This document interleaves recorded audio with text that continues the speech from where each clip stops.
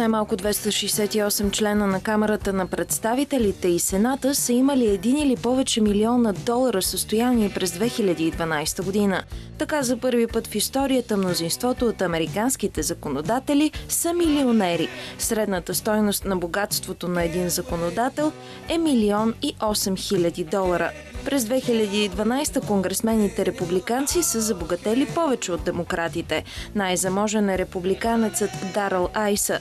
През 2012 той е притежавал 464 милиона долара. Натрупал е състоянието си със своята система против кражба на коли Viper.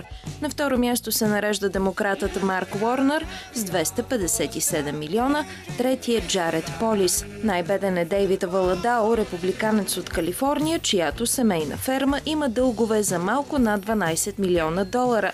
С нарастване на финансовите възможности, американските законодатели търсят начин да инвестират средствата си.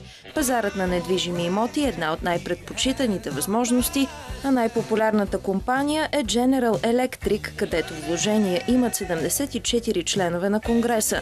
На този фон, според последните проучвания на общественото мнение, само 8% от американските граждани одобряват работата на избраниците си.